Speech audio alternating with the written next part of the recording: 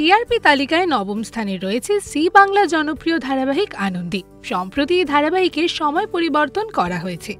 এখন সন্ধ্যে 5:30টার স্লটে সম্প্রচারিত হচ্ছে এই ধারাবাহিকটি।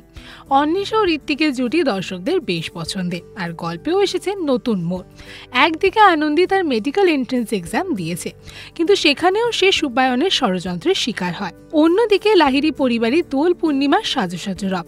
আনন্দী আদিদেবের মিষ্টি খুনসুটিতে জমে উঠেছে লাহিড়ী বাড়ির হোলি।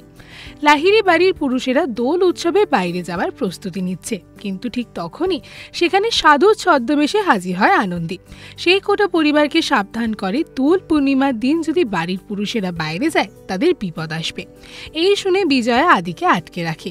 আদিও এবার অপরাধ বোধে ভুগতে থাকে। তার অনুশোচনা হয় কেন বাড়ির মেয়েদের রেখে শুধু ছেলেরাই বাইরে উৎসব করবে।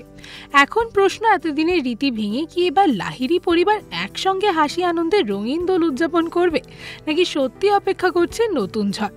উত্তেজনায় ভরপুর একের পর এক এপিসোড আসছে আনন্দী ধারাবাহিকে, আর গল্প কোন দিকে মোড় নেবে তা জানতে চোখ রাখুন জি বাংলার আনন্দী ধারাবাহিকে। আজকের ভিডিওটি আপনাদের কেমন লাগলো জানাতে ভুলবেন না আমাদের কমেন্ট সেকশনে।